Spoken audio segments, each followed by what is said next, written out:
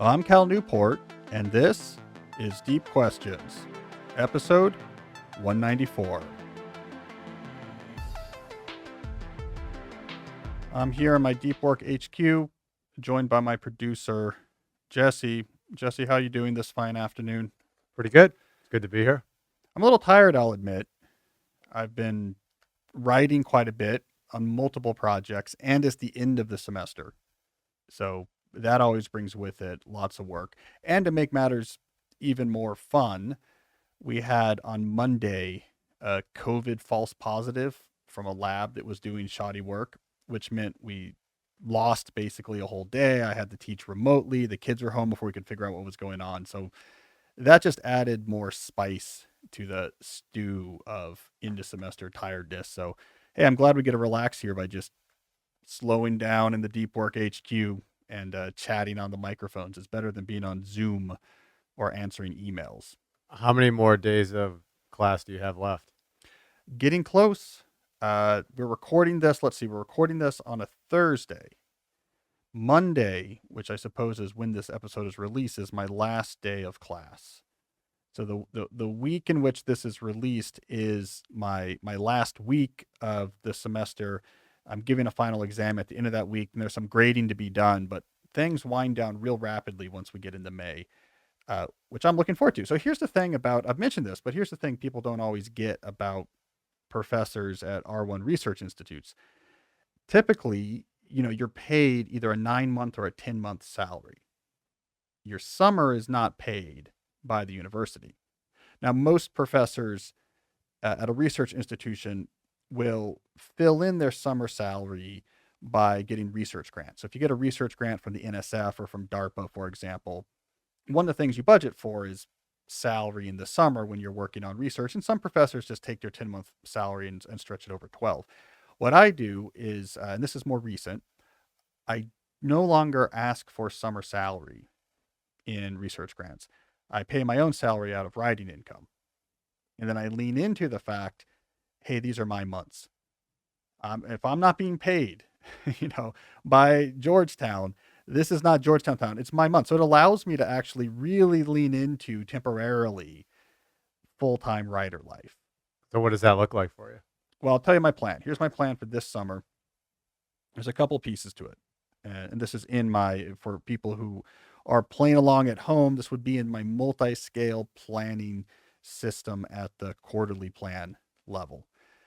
What I'm trying starting mid-May is writing every morning, first thing. So that's going to be Monday through Friday and Sunday. So that's at like 9 a.m. for you? 8:30. So I walk my older two boys to the bus stop, and I'm back from that by 8:30. So from that right into writing. Starting at 8:30. Roughly Same location or? same. Well, yeah, same location. So right now I don't. It's a little bit up in the air, but we're in the middle of this project to renovate the study at my house. Yeah.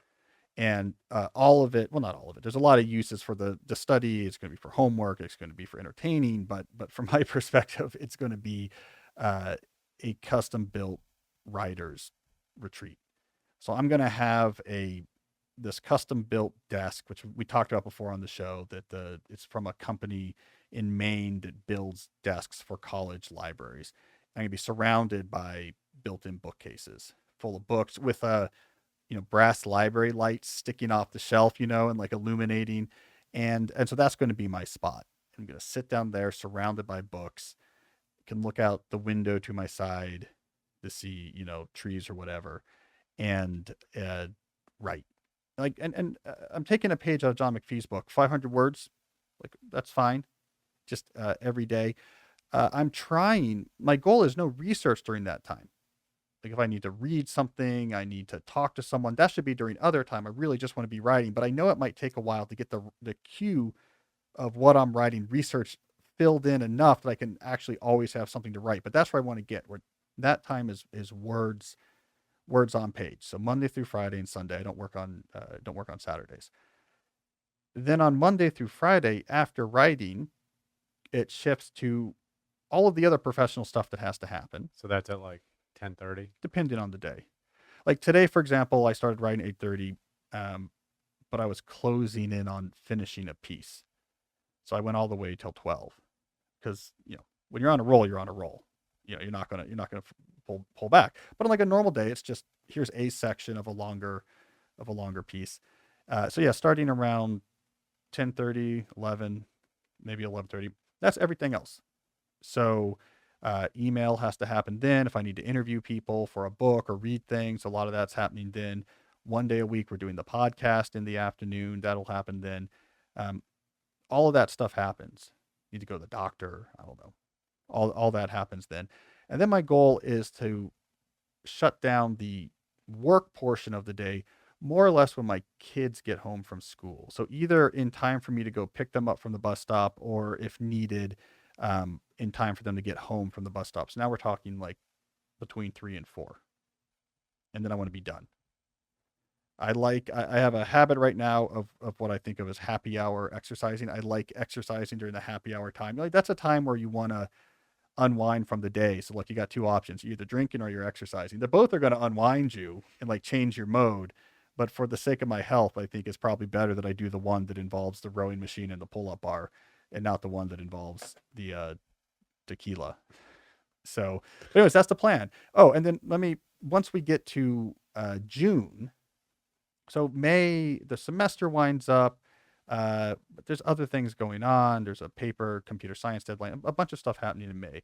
Once we get to June, my plan is to upgrade the writer schedule to the next level of depth, which is going to be Monday and Fridays, post writing until shutdown, no appointments, no calls. So those days are just walking, thinking, reading, doing the deep thinking that fuels the cue for writing. So then in this dream scenario, I know once I get to Thursday night is like it's just writing, thinking, and family until Tuesday. It's like almost like a 4-day type weekend every week. And then like Wednesday we podcast, Tuesday and Thursday I do other things, calls and meetings, and that's when I check out on my email. That's my dream schedule. That's the schedule I would like to have if I was a full-time writer and in full control of everything. So because I'm temporarily that during the summer, I'm going to try it. I'll report back to see how it goes. Yeah.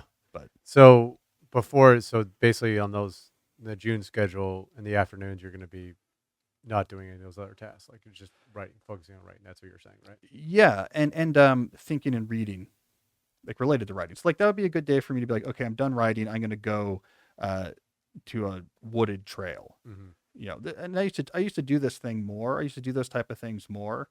Um, there was a time when my kids were young and we had a nanny, and then if I was working from home, and I didn't have as much to do back then. If I was working from home, I was like, I don't want to just hang around the house because the nanny's here with the kids. And so I used to do that more. I would go hiking and think, and so I want to get back and do that type of thing on Monday and Fridays. You probably still think on Saturdays too, don't you? I do, yeah. I just try to get Not away write anything from. down. Yeah, I try to get away. It's it's Shabbat, so I try to get away from anything Yeah, professional got if it. possible. Yeah, to have a day of rest. So, anyways, I'm looking forward to that. Temporary, but we'll see. We'll see how it goes. But I'm almost there. After next week, I get to begin easing into that. I'll tell you though, that is relevant to the deep dive I want to do. So we're talking about me doing less as a writer. So the deep dive I wanted to do today was on the topic of the surprising math of doing less. Because when you hear something like I was just talking about, my dream schedule as a writer, the thing that probably hits the attention of the listener first is like, well, that doesn't seem like you're doing that much stuff. That doesn't seem like it's that much work. My argument, and this is something I've been thinking through, especially as I've been developing my thoughts around my philosophy of slow productivity, is that we do too much, and we do too much for no good reason. Because if we are careful in thinking about the mathematics of value production, doing less is often the optimal strategy. And that's what I want to argue. That doing less can be the optimal strategy. Now, we need some context, like what type of thing do we talk about? What type of work are we talking about? So to be clear, I'm talking about here, let's say you're in a job where you create things of value. that is what you do for your job. So I don't know if it's computer code or if it's articles or consulting reports or artwork, whatever. But if you're in a job where ultimately you create something that did not exist before, be it digital, be it physical, and that thing has value that wasn't there before. So you're constructing value by creating things, which is a lot of people and a lot of people who listen to this podcast.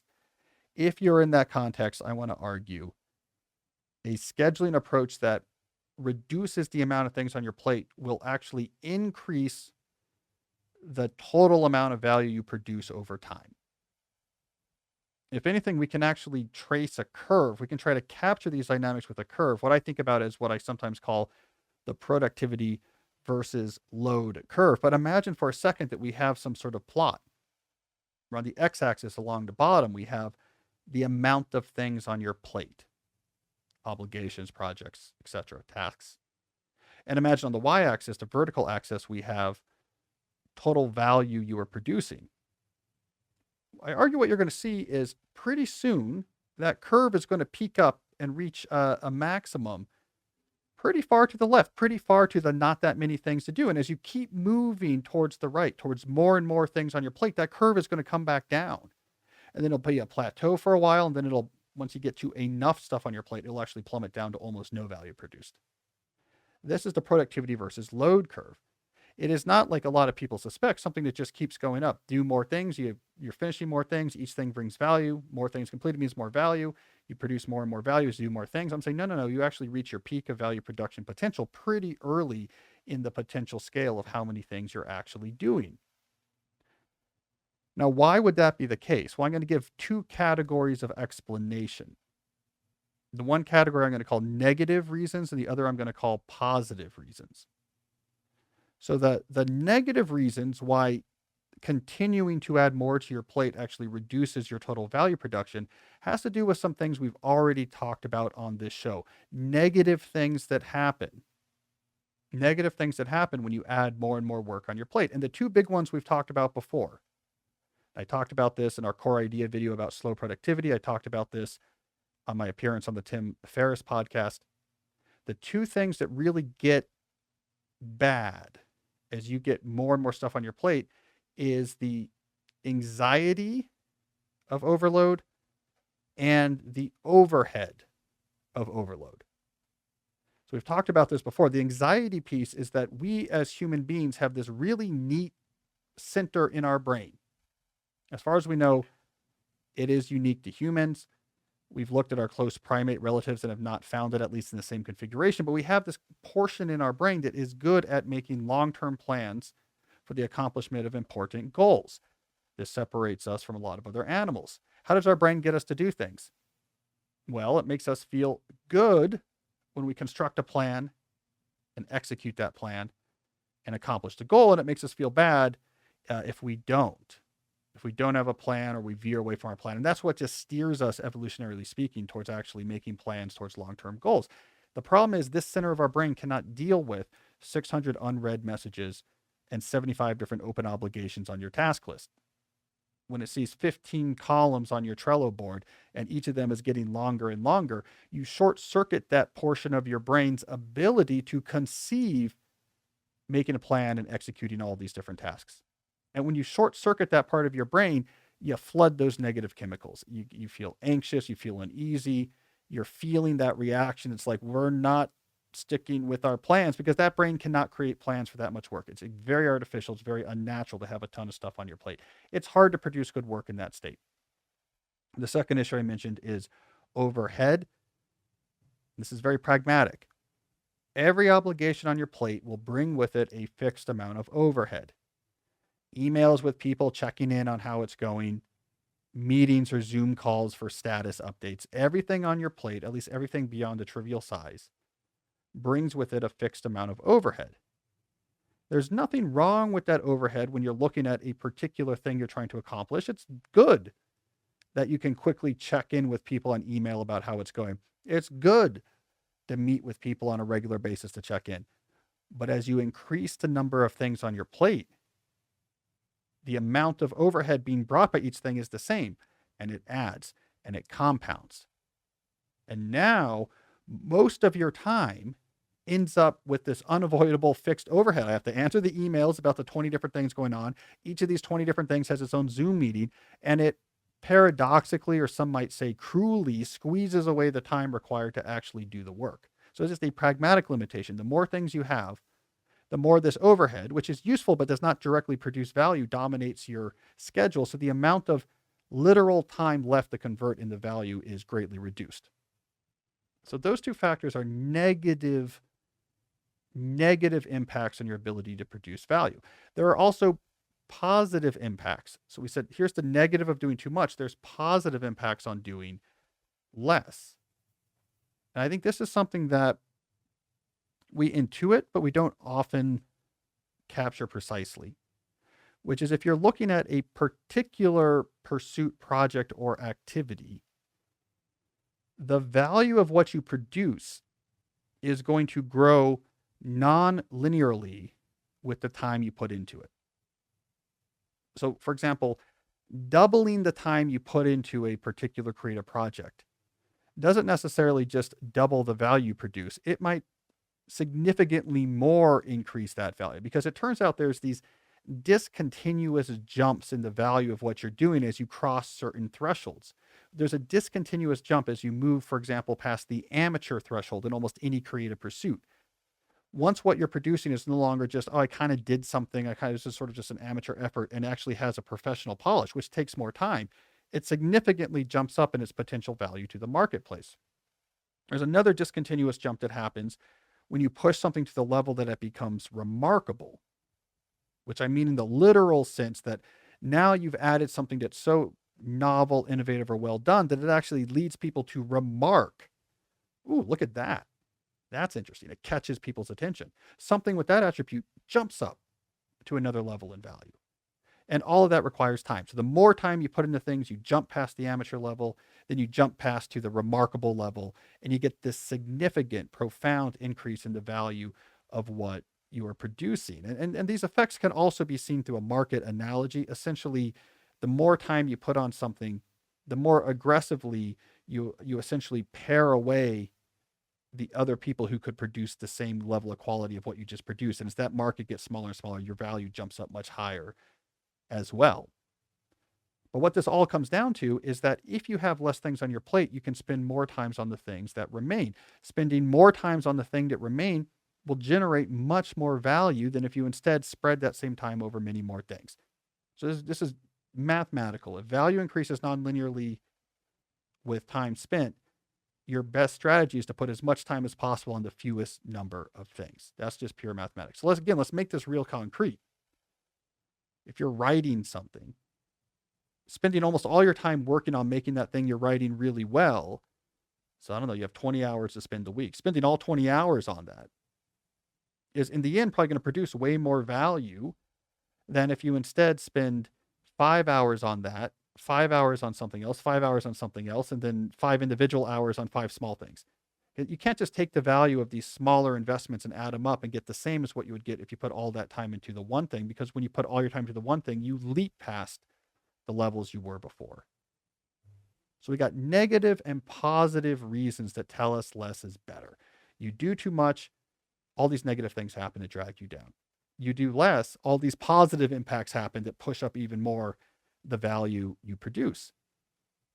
So I think this is the situation we're in right now in our current world, especially in the American economic scene, where we have this very large knowledge sector that emphasizes skilled employees with great autonomy to individually produce value. There's so many people who now fall within that type of economic context. And in that situation, almost certainly doing less is better, and no one does. And all of the pressure is towards, can't you just do a little more? Can't you answer one more email? Can't you be on one more Zoom call? It is chaos. It is the Wild West when it comes to how we handle work today. And because of that, we're leaving a lot of value on the table. And I'm going to leave it there. But it is the point I want to make, is that we can move beyond simply arguing doing less is good for the human soul. Doing more is just the rapacious objective of marauding capitalists. That might be true. But we have this other piece of ammo to use as well, which says actually doing less also produces more value. So it not just makes us happier, not just makes work more sustainable, but it actually increases the value we are able to produce, which makes us again happier. It's all a good cycle. So I'm a huge believer in less. That's at one of the three main tenets of my slow productivity philosophy, which has three pieces: do fewer things, working at a natural pace, obsessing over quality. This is at the beginning of that philosophy: do fewer things. And that's a big reason why I believe that's true. Jesse, this is all just secretly me trying to speak to like my academic my academic peers, like the people who are above me giving me things to do. It's like, just let me do less. It's all just a cry, for help. Like we're on a tight schedule today because I have to be on Zoom. You can't be maximizing the value in the world. Do the people above you work on multiple things, or are they Oh, it's specific? crazy. If you're in an academic administrative position, every minute of your day is scheduled. At least you have people doing it for you, but it's like being the president. Yeah. It's just, okay, here's what's next. Here's what's next. I You mean, get a lot of questions like that from managers and stuff who just want to do more deep work, but they don't have any time blocks to put it in. yeah, it's the problem of the entire economy right now. I, I mean, whatever. This is the major split I think I have with a lot of other commentators, is that we underestimate the degree that these problems come from not knowing how to do this work. We're quick to just, we want an antagonist, so we have someone to fight. So managers are being evil is the instinct. There's a lot of evil managers out there. But even if we had the nicest possible managers who wanted you to thrive, we would still have this overload problem because we don't have the alternatives in place. There's just not enough structure. We just don't think about this stuff. And so I'm doing what I can to help that. But speaking about helping, let's talk for a second about some of the sponsors that make this show possible. It's worth slowing down to spend some time with them. That's another professional transition for which I'm known. Let's talk about Blinkist, longtime sponsor of the show. You've heard me talk about it. You know the drill of what they offer. It's a service, a subscription service that gives you access to 15-minute summaries of thousands of the most important nonfiction best-selling books. They call these summaries blinks. You can read them or you can listen to them if you're doing something else. And it's a great way to get the main ideas of those books that are out there having an impact on the conversation. The way I recommend to use this is to use the blinks of a book that you're interested in to figure out whether or not it specifically matches your interest enough to buy it and read, or if you have enough of the main ideas to at least be conversant with it, but it's not really worth you owning the copy of a book. So this is a key service for people who embrace the reading life. There's way more books than you'll ever be able to read. There's way more ideas than you'll ever be able to conquer in detail. So use Blinkist to help you out there. I always like to talk about Yuval Harari as an example of me using Blinkist. I read Sapiens, but how do I figure out if Homo Deus or 21 Lessons for the 21st Century are worth reading? I use Blinks to make that decision. And I ended up buying 21 Lessons, but not Homo Deus. So there you go. That's Blinkist in action. So here's the good news. Right now, Blinkist has a special offer just for our audience. Go to Blinkist.com/deep to start your free 7-day trial and get a 25% off a Blinkist premium membership. That's Blinkist, spelled Blinkist. Blinkist.com/deep to get 25% off and a 7-day free trial. That's Blinkist.com/deep. And of course, you're not going to be able to enjoy those big ideas if you're not at your peak physical fitness. And one way to help get you to your physical peak is to use Athletic Greens. I use Athletic Greens every morning. Jesse can attest to this. I talked to him about it. It is a powder that you add to water and you mix it up. You take it every morning, and it includes all of those minerals and vitamins and adaptogens that you need to run at your peak. Instead of worrying about whether your diet is giving you every last thing you need, you just Athletic Greens every morning and trust you are getting what it is that you are looking for. What I like about Athletic Greens is that they do this one product only, and they obsess about improving it. Do we have the absolute best form of each of these ingredients? Are these the right ingredients? I've talked to them on the phone before. They'll use they think about versions of their product. They'll speak about this lovingly. Like, well, now on like version 7, we upgraded the whatever, the adaptogen source to be better. They obsess about it. So it's good stuff. It is good stuff. You take it every morning. It's a micro habit that will give you big benefits. So right now it's time to reclaim your health and arm your immune system with convenient daily nutrition, especially now that we are at the tail end of flu and cold season. I always find the colds I get at the end of the season are the worst. It's like those are the ones that survived, and they always kick me in the butt. So this is a time to be worried about that. It's just one scoop in a cup of water every day. That's it. No need for a million different pills and supplements to look out for your health. To make it easy, Athletic Greens is going to give you free a 1 year supply of immune supporting vitamin D and 5 free travel packs with your first purchase. All you have to do is visit athleticgreens.com/deep. Again, that is athleticgreens.com/deep to take ownership over your health and pick up the ultimate daily nutritional insurance. All right, Jesse, so I think we should do some questions. Yep. What they come for. I got one here from Toby.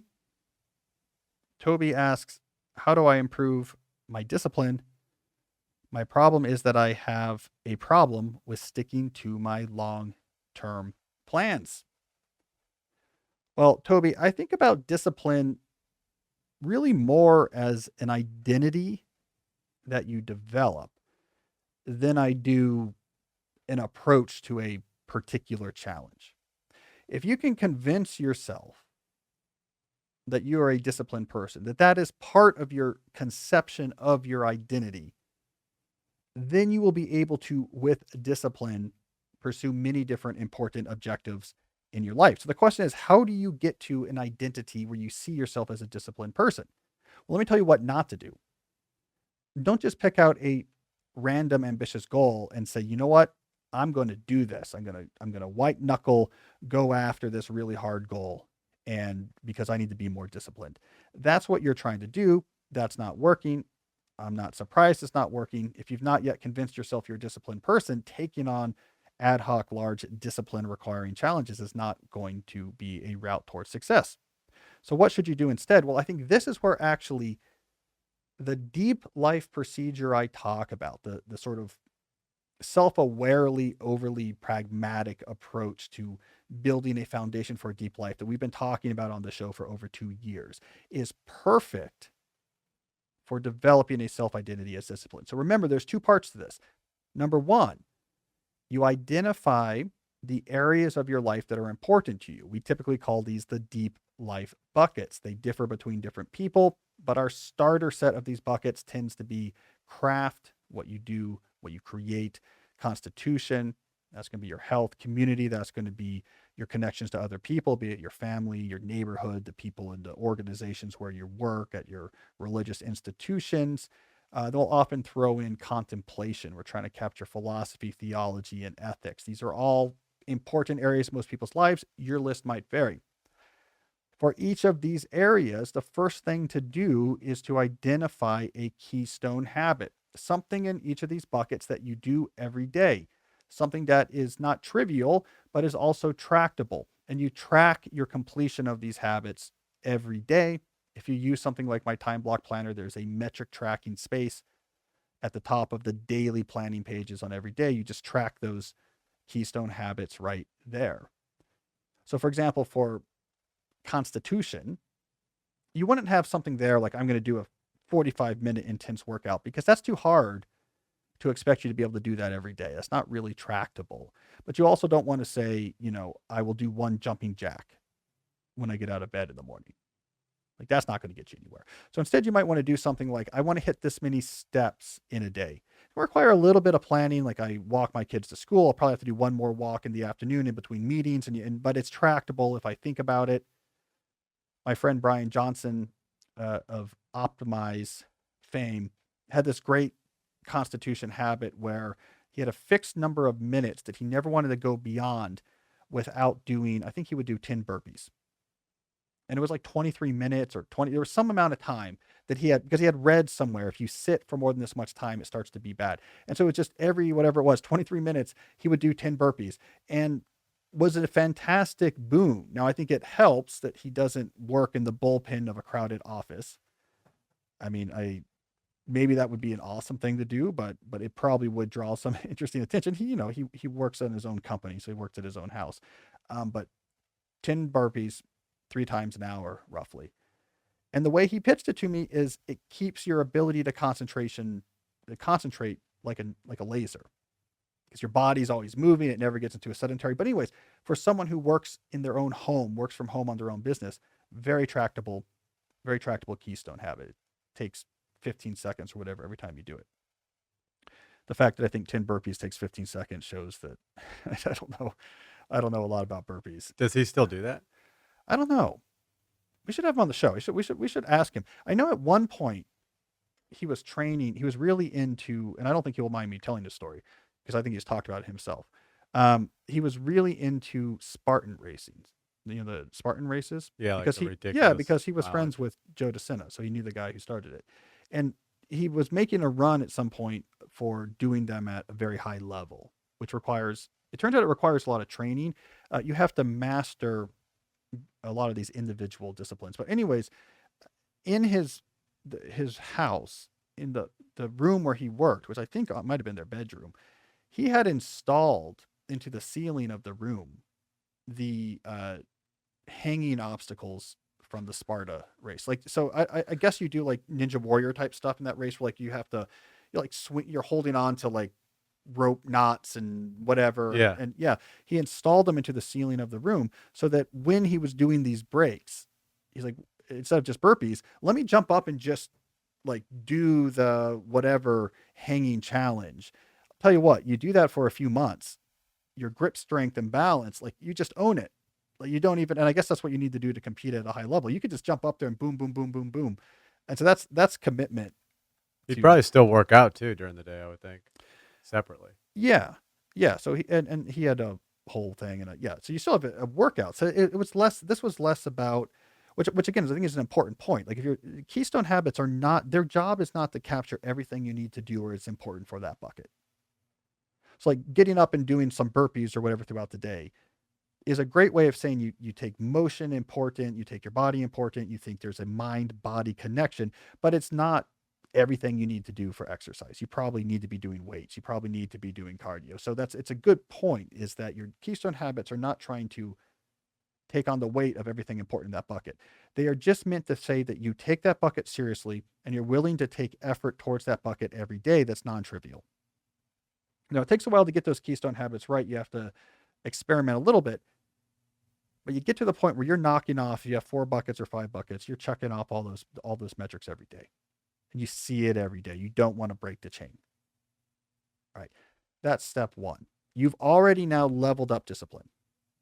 Your identity as someone who's disciplined is now leveled up. You do stuff that's optional because it reflects your values, even if it's hard. Now you're at a higher level. The next part of my general Deep Life Foundation program is then you dedicate a 1 to 2 month period to each of those buckets one by one and overhaul that part of your life when you're focusing on that particular bucket. So in the 1 to 2 months you're focusing on constitution, now you're getting serious about your health and fitness and you're starting to make changes and figuring out, like, maybe you're like, I'm going to start training for this sport. Like, I'll tell you right now, Jesse, one of the things I'm doing, it's a goal, is before my 40th birthday, which is in June, so it's coming up. You might not remember what it's like to be in your 30s, of course. I mean, you've been 40 for literally weeks at this point, so you probably don't remember. But my birthday is coming up, as we've talked about. I want to, this is arbitrary, but I want to be able to once again row 2,000 meters on my Concept 2 at a sub 2-minute 500-meter pace.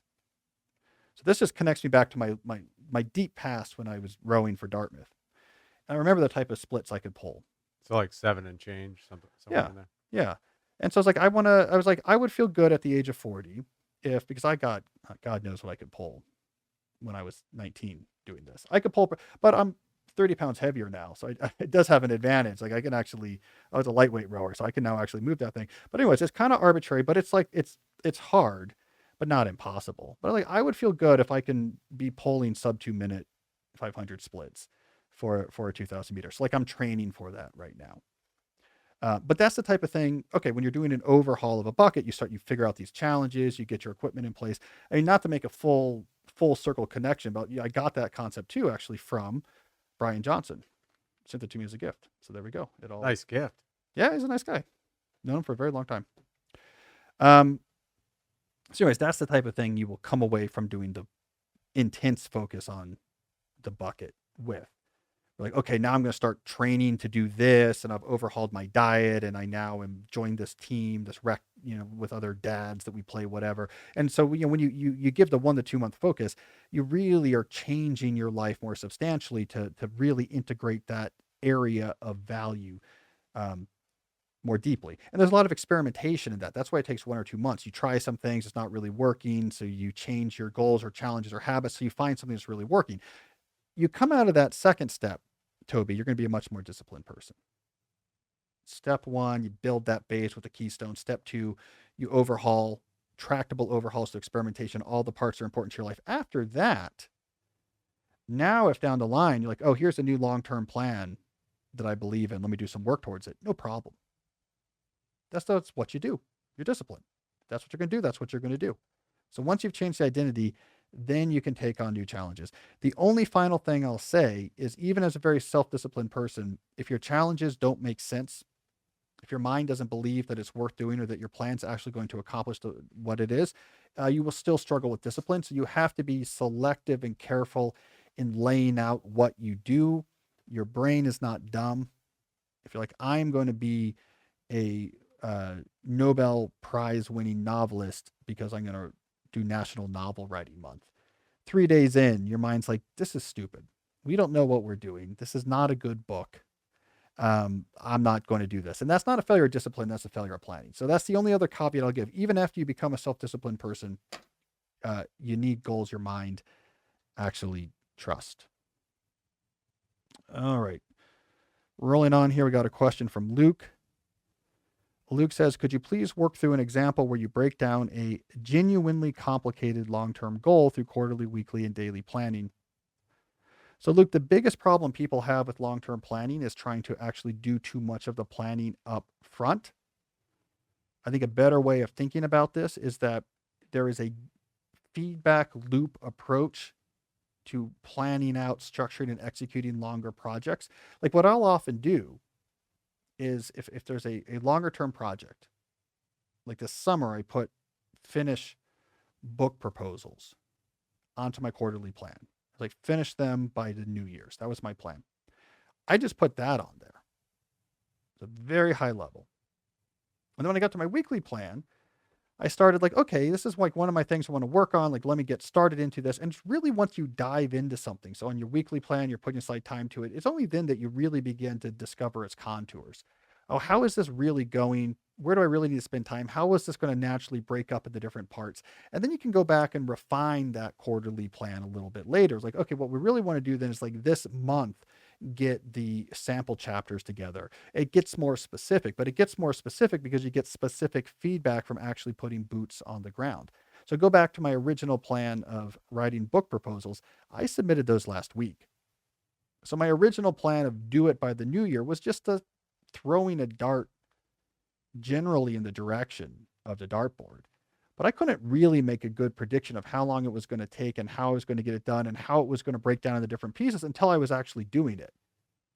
So that's the main thing I'm going to say, Luke, is when you first start a long-term plan, you should be doing shockingly little thinking about that plan. Just get going. Once you're convinced this is something important to do, start putting aside time during your weekly planning. And that weekly planning will influence your daily planning. And let that feedback help you refine and improve those plans. And don't be mad at yourself when you get the timing wrong because it's impossible to do. You don't get a gold medal for guessing how long a hard project is going to take. All right. You get a gold medal for continually to follow the multi-scale planning process, to let the feedback refine your plans, to execute good weekly plans based on your quarterly plans and the realities of your schedule. Doing good time block plans based on your weekly plans. That is the thing you want to do. Trust that process. How long things actually take to happen, well, I don't know. Did your family get COVID? Did you have a giant project dropped on your lap you weren't expecting? Did something blow up 2 months in that you thought was going to be easy to complete and you had to go over and start over? Like, who knows? You can't predict that. Why would you expect you could? Follow the multi-scale process, refine your long-term plans as you unfold your work on them. Do that, and you should be happy with what you're doing. All right. Well, that's a lot of me talking. Why don't we take a call, Jesse? Do we have a call queued up that we can go to here? Yep, we sure do. It's from Laura. She's got a question about a book that you read. Hi, Cal. I've been reading your book, Digital Minimalism. I'm about over halfway through right now, and I'm looking forward to decluttering my technology life. I also saw a book that just came out called Stolen Focus: Why You Can't Pay Attention and How to Think Deeply Again. It's by Johan Hari. I think it just came out this month in January, and I was wondering if you've read it and what you think about it. It seems like something that could definitely help with productivity. Thank you. Well, Laura, I like Johann's work. So that's the third book of his that I know about. Let me not bury the lead. I have not read it. I have not read Stolen Focus, not because there's something I dislike about it, but because when you write a book on a topic and you're done with that book, it's not uncommon that you're kind of done with the topic in the sense that it's actually very difficult to get motivated to read a similar book. This is very common among writers, especially writers, even writers who read very widely like I do. I just don't want to read something that is covering very similar ground to something I've written about too, because I've spent a lot of time on those topics. I'm going to guess I know the same people he's quoting. I know the same stories. I've spent years in that world. So it's that's entirely a function of just I'm up to my ears in that topic. Now, here's what I like about Hari, though. I will say this. Um, his approach to books, he has a certain formula that I appreciate, which is the big inversion formula. You thought X about this big topic, but the reality is Y. And the reality why is often something that's going to be a little bit aspirational, like, oh, now that I understand that, that gives me hope, that gives me a plan. I love that type of writing. That's Johann's approach. So he had this book out called Chasing the Scream years ago that was about drug addiction.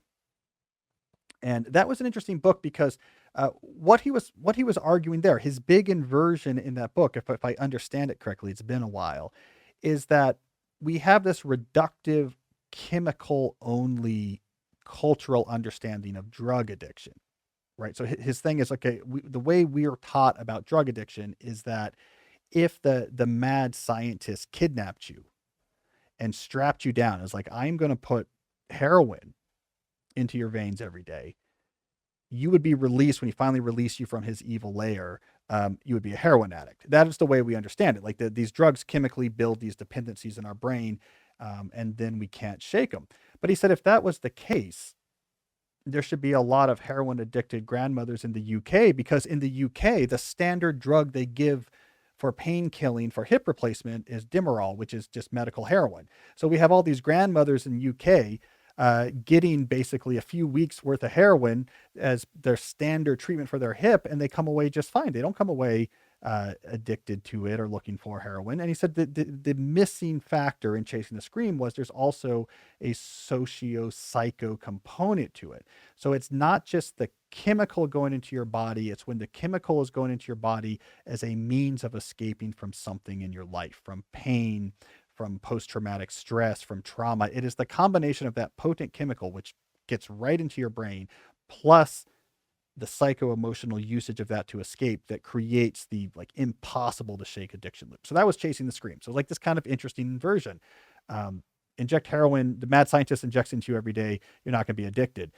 You start taking the pain pills they gave you for your hip after your hip feels better because you're depressed about losing your job. And it's like, this helps. I need this to not feel depressed about losing my job.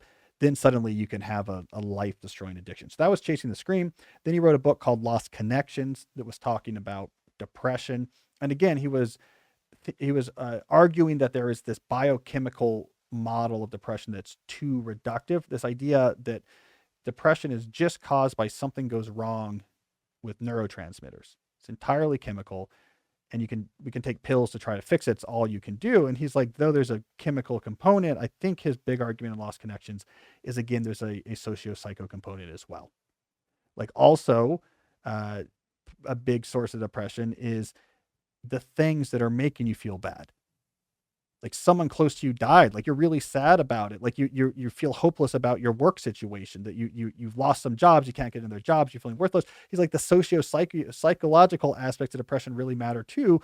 And if we just say, like, don't worry, it's just your chemicals, we'll give you a pill to fix it, and don't also say what's going on in your life, can we also, let's make your life better, he's like, you're leaving most of the tools on the table. So that's like classic Johan Harari. So in Stolen Focus, he's applying this to distraction and the attention economy. I don't know the thesis really well, because again, it's too close to home, so I don't really want to get into it. But I think I think his inversion there, if I understand vaguely, is you think you're more distracted because you're like lazy. There's all these new shiny distractions out there and you can't help yourself. He's like, that's not the case. The attention economy has put billions of dollars to steal your focus away. Like there was this Apollo mission size effort to distract you and you had no chance. That's what I think he's saying. And if it is, I agree, because I've written a lot about that. So anyways, he's an entertaining writer. I like Chasing the Scream and Lost Connections. And people who read, I get a lot of notes about Lost Focus. So obviously lots of people are sending it to me to read, but people aren't telling me what they think about it. So let me know if you read it. Let me know what you think. All right. Well, speaking of books, Jesse, this is the first episode that'll air in April, right? We're recording it, in May. Yep. Yeah. We're recording it in April, but it'll be the first one that we release in May. And what's our tradition is the first episode that we either record or release in each month. I discuss the 5 books I read in the month before. And though it's only the 28th, I have, as is my habit, long since finished my 5 books for April. So I figure we can talk about them now in our standard What I Read segment. All right, so in April of 2022, the first book I read, and we talked about this on the show, was The 7-Story Mountain by Thomas Merton.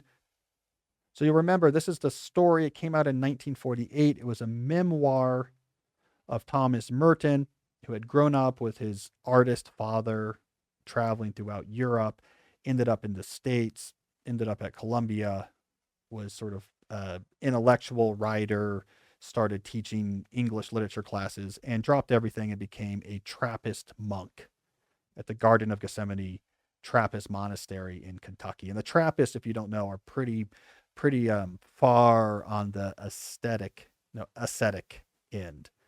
You know, we're not out there in the community also having jobs, and we're not Jesuits that are also astronomers. It's like, no, we're chopping wood and waking up 4 times in the middle of the night to say prayers. So it was about that transition. Anyways, it's very influential. It's very influential because it came out during this post-war doldrums period where people were adrift and moving to suburbs and getting boring jobs. And so this book of reinvention and focusing on depth and values in a radical way, I mean, this is a clear example of my notion of the deep life in action, really struck a chord. So I figured I needed to read it because so much more that's recent is informed by it, whether the authors know it or not.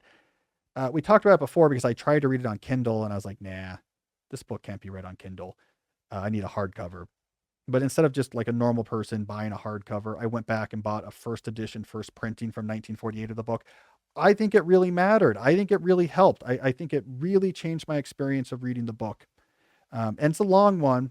It's 400 something pages, and in the original hardcover, which are wide pages. And they didn't mess around with this sort of business book you buy in the airport in the 2020s, you know, double spaced lines and giant fonts. They didn't mess around with that back in the 40s. You know, people had time. So the lines are small. So it took me a while to read. But I'm really glad I did. I know more about Catholic practice now than I ever have before. So I recommend it. It's a foundational book that so many more self-transformation books, all of the big self-transformation books that follow in the 20th centuries, were informed by 7-Story Mountain. And he's a good writer. All right, so speaking about writing, I then went on to read Anne Lamott's Bird by Bird. I had never read that. Now, I had read the other famous writing instruction book. So Bird by Bird, if you don't know, is Anne Lamott's book about writing. It's a book about writing. Now, because, as you might expect, I've internalized the patriarchy, I had read Stephen King's book on writing, probably because of the male gendered gaze was more comfortable for me than the female gaze or what have you. But for whatever reason, I had never read Bird by Bird. But it is right up there with Stephen King's On Writing as one of the two most famous nonfiction books about writing from the last whatever 3 or 4 decades. Um, I like Anne Lamott.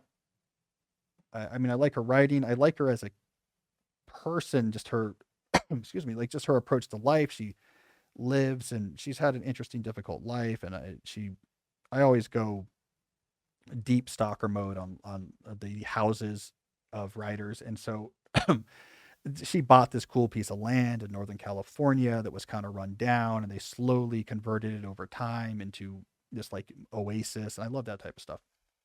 The book is good. It's focused on fiction writing. And I'll say the main thing I came away with, other than Anne Lamott is a great writer, the main thing I came away with is fiction writing, I think, attracts more aspiring writers than nonfiction. Because on paper, becoming a success seems easier. And what I mean by that is when you read Bird by Bird or you read Stephen King's book and you read about novel writing, the only real activity you do is sit down at a computer and write. And so it's all about that, like just sitting down there and writing and overcoming the psychological fears. So in theory, if you've never written anything before, you have all of the tools and things you need to potentially write a great novel. You just have to sit down there and write. Where nonfiction, uh, excuse me, seems more scary, right? It's like I got to get a book deal first. You don't write nonfiction before you get the book. I got to go actually talk to people. I got to do interviews. Um, so it seems harder. But the reality is when you read something like Bird by Bird, is like, oh my God, fiction's so much harder. Like, yeah, you can just get going, but man, it's just you and the screen, and you have to just craft out of nowhere these characters and narratives that reveal the human experience and do so with perfect craft because any deviation from perfect craft is going to ring out. Where in nonfiction, I don't know, you just have to be competent. I have something to read about. I did research on it. If I just do the work to do the research and I know how to write in a way that's not going to annoy people, like you can be in the game. So I think this is the allure of National Novel Writing Month and fiction writing and Bird by Bird is like maybe if I just sit there at the keyboard, uh, Of Mice and Men is going to come out. But I think it's way harder. So I'm glad I'm not a fiction writer. That just seems like it's impossible. It's like trying to be a screenwriter. Everyone's like, I bet I could do that because I know movies. Movies seem straightforward, and it's impossible. It's impossible to actually like write because everyone can do it, but to do it well, it's like near impossible. So, anyways, a good book makes me glad I'm a nonfiction writer. And to all you aspiring writers out there, nonfiction is actually it's way easier, in my opinion, to like be a working writer than in fiction. All right, then I went on and read some fiction because April had some good weather. In good weather, I like to have fun books to read. So I went and read the Carl Sagan novel Contact, which actually I really enjoyed. So it was a premise of the book was it focused on someone at SETI, SETI, Search for Extraterrestrial Intelligence. And Carl Sagan works through what would happen if we actually did get a signal from an alien civilization. And the parts I like the best actually is he works through the science of how that would work. You know, like, okay, it would be a signal on this frequency that corresponds to the emission frequency of hydrogen. And there would be pulses corresponding to the prime numbers because that would be really universal. And then they're using various modulation schemes to encode information into those symbols. And so, anyways, I thought that was real interesting. So I really loved the part where he got in, whenever he would get into the science of like how alien communication would work and how we would track it down. I love those parts, but there was pretty good characters as well. I mean, it was a good book, and I love when scientists write books and they're good. The only nerd comment I need to make, My apologies to the Sagan estate. Actually, no apologies. It's not his fault. It just it's a demonstration of how things have changed.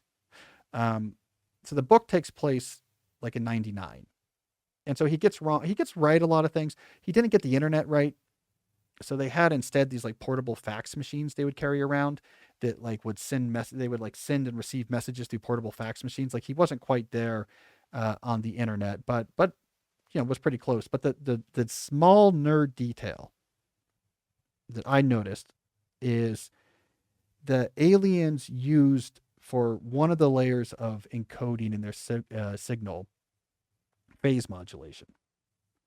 And in the book, Sagan's like, oh, we don't, phase modulation is something that theoretically you could do, but it's not something that we use really in like human devices. Like we know about it, but it's just not something we're used to.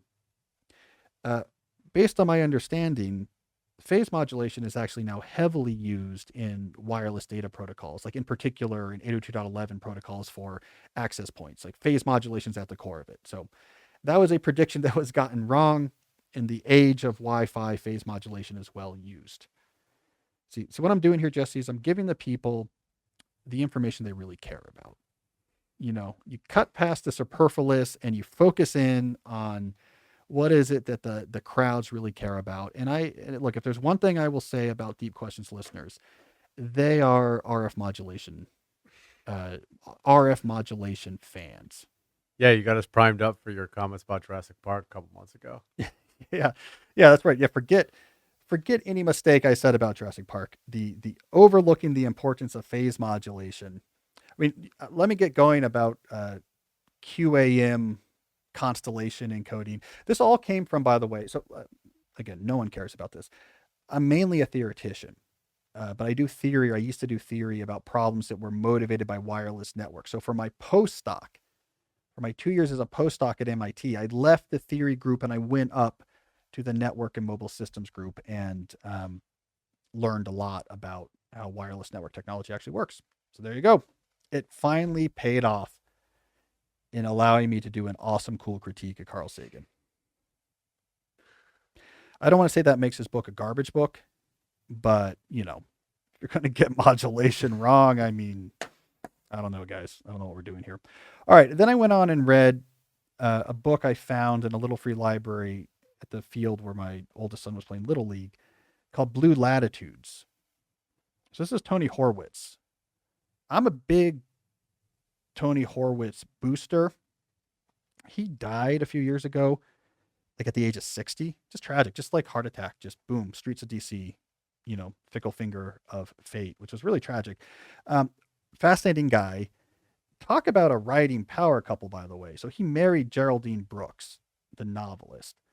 When he married her, he had a Pulitzer from his war correspondent reporting. And then not long after they got married, she got a Pulitzer for one of her novels. I don't know if it was March or The Crossing. So it's a dual Pulitzer couple, a nonfiction writer and a novelist. But anyways, I mean, the book probably his most famous book is Confederates in the Attic, which is a fantastic book, the first Horowitz book I wrote. But he does these are like nonfiction travel log type books. In Blue Latitudes, he was tracing Captain Cook's journeys through the Pacific of the 18th century. And so he's going all over like remote Pacific islands and all the way up to the Aleutian Islands in Alaska. And he's really good at this travel writing because he's a Pulitzer Prize winning war correspondent. So he knows how to go to these remote, interesting places and insert himself into interesting situations and find interesting people. He's twitchy and high energy and is just constantly trying to find places to go and people to meet. And he's so it's interesting.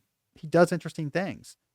And so in this book, he's doing interesting things. He's on these islands you've never heard of, meeting these characters who capture so interestingly, like the life on these islands and the impact of colonialism, etc., written beautifully and just interleaving with the story of Captain Cook. Great book, but long.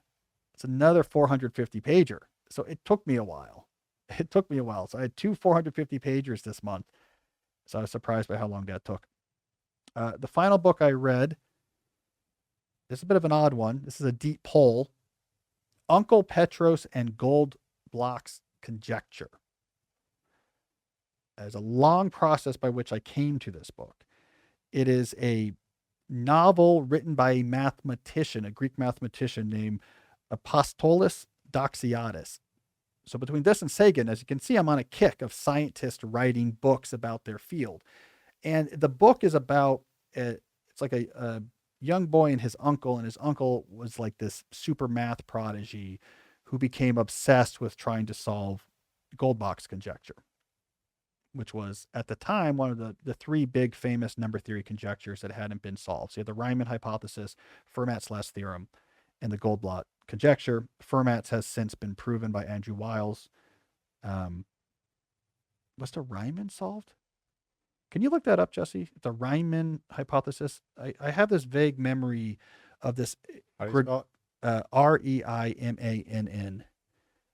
I have this vague memory of this eccentric mathematician George or Gorag or something solved it and didn't even show up.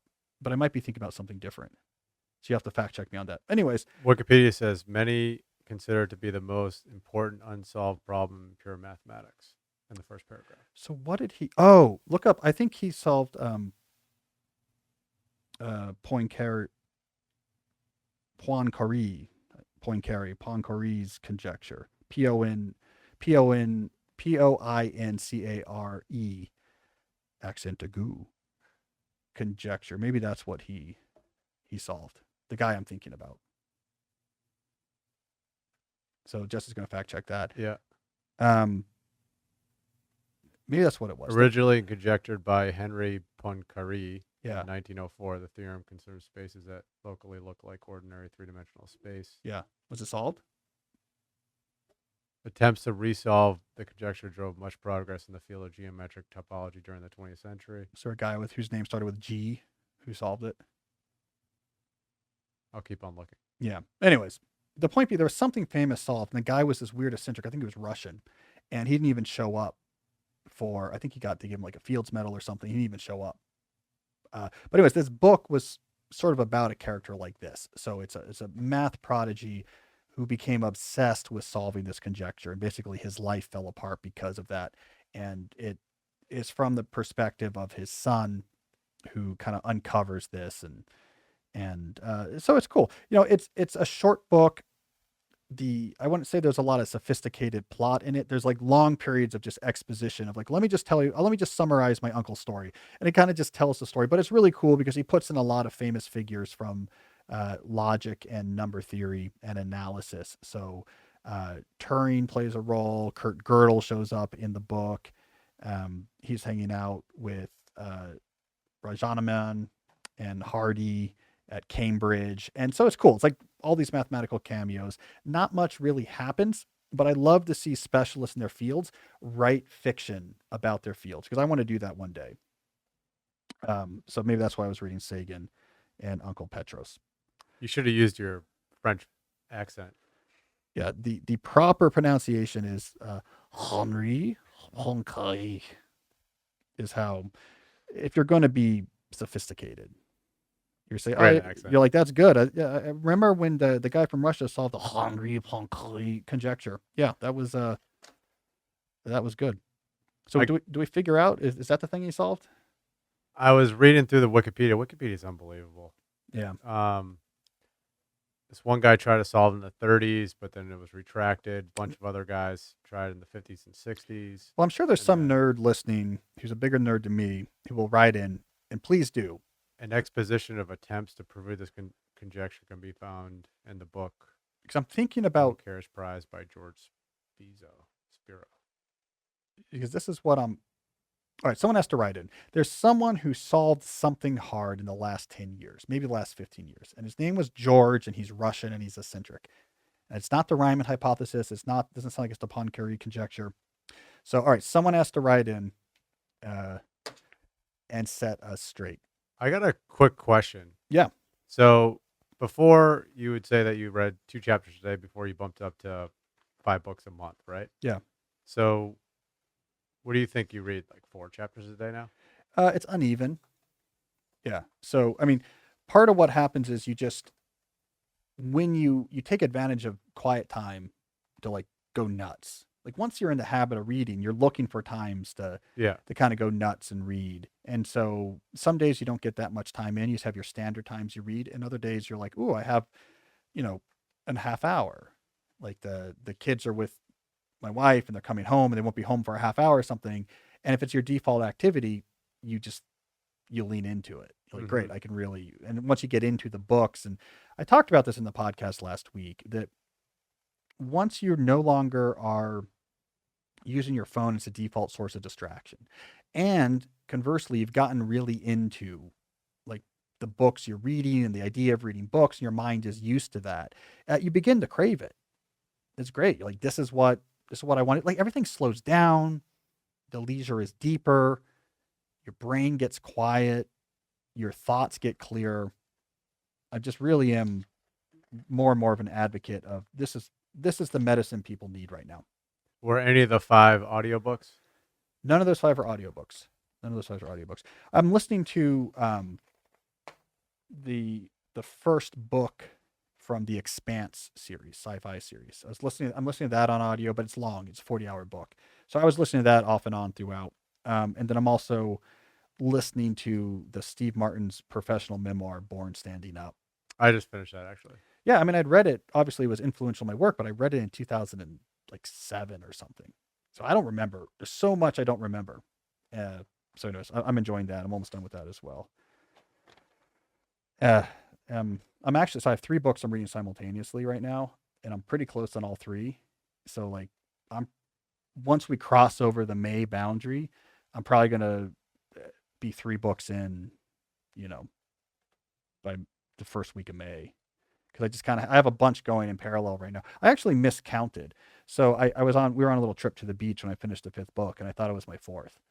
So I had like a lot of other stuff going, and so then I spread out. It's like, well, let me make progress on a lot of books so that I can finish them all. So I'm just off schedule now. So like I'm finishing stuff like halfway through a month and kind of starting the new stuff. It's just my reading's not scheduled with the start of the month, basically. But there you have it. Well, let's take a moment here to talk about another sponsor, Jesse. And I think we're talking about the value in your life of reading. Well, let's talk about the value of your life more generally. You need life insurance. This is your way of providing for those who you care about in the untimely event that we get a message from aliens. It takes us a while to figure out because they're using phase modulation, which we've never used before and have no idea how it works. But then when we finally decode it, it says there's a meteor coming towards your house. And you're like, shoot, I should have gotten life insurance. The problem with life insurance is that it's intimidating to figure out, how am I possibly going to do that? How does one even get life insurance these days? That is where our sponsor, Policy Genius, comes into play. Policy Genius is your one-stop shop to find the insurance you need at the right price. Click the link in the description or head to policygenius.com and answer a few questions. In minutes, you can compare personalized quotes from top companies to find your lowest price. You could save 50% or more on life insurance by comparing quotes using Policy Genius. The team of licensed experts at Policy Genius are on hand throughout the entire process to help you understand your options and make decisions with confidence. They really enjoy when you mention in detail your fears about alien meteors. They really find that to be useful and productive. The Policy Genius team works for you, not the insurance company. So whether you're just starting to shop or have questions about your active policy, or are terrified that our government will not figure out the phase modulation that is encoding the coordinates of the meteor strike that is imminent, they're independent advocates, so they can offer you unbiased advice. All right, so no extra fees. They're not going to sell your info to third parties. They have thousands of reviews. You can trust them. So head to policygenius.com to get your free life insurance quotes and see how much you could save. That's policygenius, one word, .com. All right, I also want to talk about our old friends from Magic Spoon. Jesse, it's been a while since we've talked about Magic Spoon. Sure has. And you are someone who I converted. I think it's very important for the good folks at Magic Spoon to know this. Jesse started eating Magic Spoon because of the Deep Questions podcast. That is true.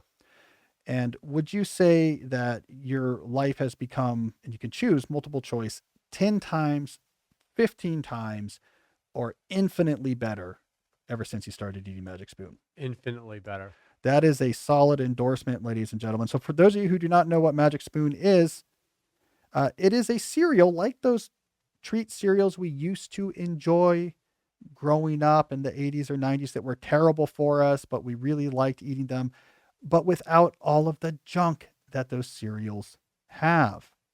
Magic Spoon has 0 grams of sugar, 13 to 14 grams of protein, and only 4 net grams of carbs in each serving. There's only 140 calories in each serving. It's keto friendly, gluten free, grain free, soy free, and low carb. The right way to do this, ladies and gentlemen, is to build your own variety box. Don't just buy one box at a time. Build your own variety box. There's a lot of great flavors to choose from: cocoa, fruity, frosted, peanut butter, cookies and cream, maple waffle, blueberry cinnamon, plus a brand new flavor. Jesse, there's a brand new flavor. It is called honey nut. So there you go. I think that's a great idea for a flavor. I have a little note here that says that, okay, technically honey nut has 1 gram of sugar instead of 0.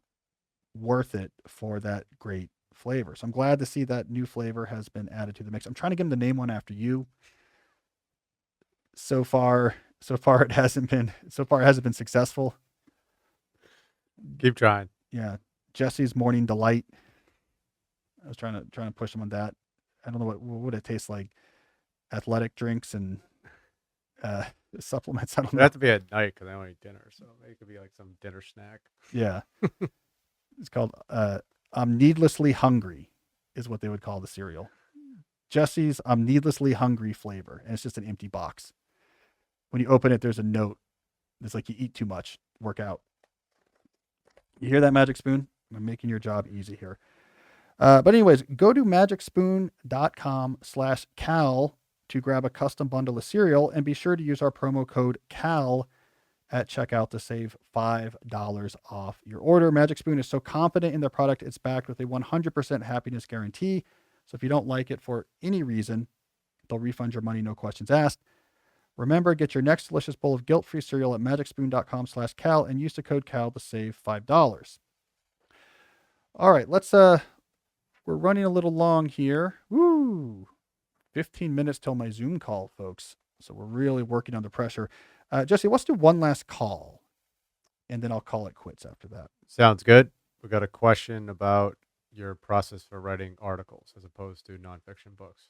Hi, Cal. I have a question today about the nonfiction column writing you do for the New Yorker and the New York Times. Is the formula to do something like that the same as you often share for nonfiction books? By that, I mean be the right person to write about that right topic, don't suck at writing, and have a solid and interesting idea? Or is the path here different since there are no agents and no book deals? For someone who aspires to do something like that, what is the playbook? Thank you. No, that's a good question. It's a subtle distinction that you're asking about here. So when I talk about how to become a nonfiction writer, one of the core points I make is that when it comes to nonfiction books, there is a insatiable demand for more product. For various economic reasons, the publishing houses need full pipelines. They need lots of books moving through those pipelines.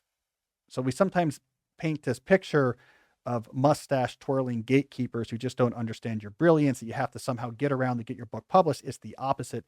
They are desperate for books to publish. They need books in the pipeline. You have to have a lot of books on the shelves just to make the economics of being a publisher work.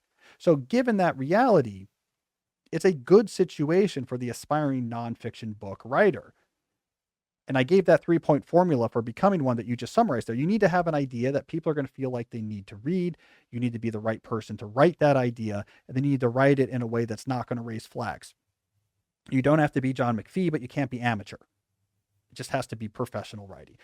If you can find that idea for which you're the right person, and you can write at a non-amateur level, which takes some work, but again, we're not talking about becoming John McPhee, you have a good shot of being able to publish a nonfiction book. It doesn't mean you're going to get paid a lot of money for it, but you have a good shot of doing it because there's an insatiable demand. There's more slots basically to fill than they often have books to put into it.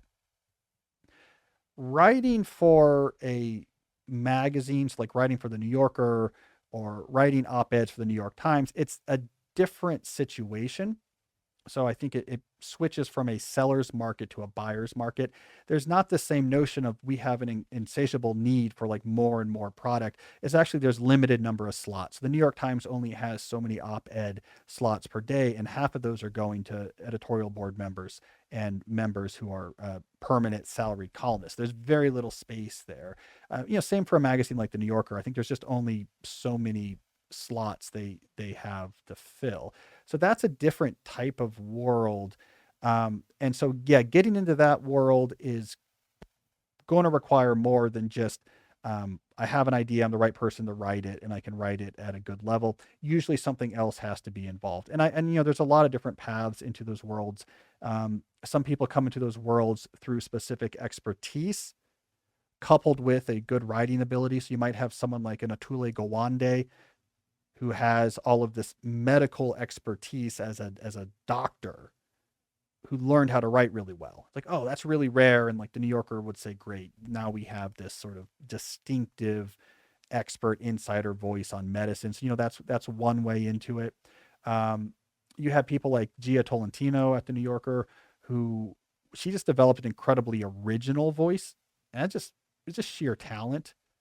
So they came knocking on her door at some point. Like, this is just, you have this voice that captures the mood of your generation in these times. And so that's just sheer talent. So yeah, that's much harder. And so we should just be honest about that. And again, my experience with the New Yorker is they come to you. And I don't know if that's always the case for everyone there, but it feels a little bit sometimes like the Yankees in the 90s. Like, okay, yeah, good work, Rodriguez over there in the Rangers. You can come play for us now and then everyone jumps at it. So there's a little bit of that. So there's not much you can do to force that. Again, I don't know if that's everyone's experience. That's just the story I've heard from the writers I've talked to. New York Times is kind of similar. How do you end up doing op-eds for the New York Times? Often they're asking you. So they've seen something else, things you've written, they know about you, and they're like, you know what? This person would have a good take on this topic. And so it's a lot of you being asked to do things. So yeah, I don't think the right way into the world of nonfiction writing is not my first thing is to be a New Yorker writer or New York Times op-ed writer. Books are a great way in. Magazines or publications in which they actually have a content issue. They need more content. Those are a good way in. Produce stuff, be so good you can't be ignored. There's a lot of ways into nonfiction. And then there is a small number of these opportunities that you can't really control. And so if they come your way, that's great. I feel grateful every day about the ones that have come my way. If they don't, that's fine too. As long as you're producing stuff you're proud of, interesting opportunities will come up. So that's a good question. So there's definitely a distinction between selling a nonfiction book and writing for an elite publication. All right. Well, speaking about writing, this is a bad transition. It's nothing to do with writing. Speaking about the things that keep me from my writing and my podcasting, I got to go jump on Zoom. So let's wrap up this episode. Thank you, everyone who sent in their questions and their calls. If you like what you heard, you will like what you see on our YouTube channel, youtube.com/Cal Newport Media. Full episodes are up there, as well as clips of selected individual segments. We'll be back next week with a new episode of the Deep Questions podcast. And until then, as always, stay deep.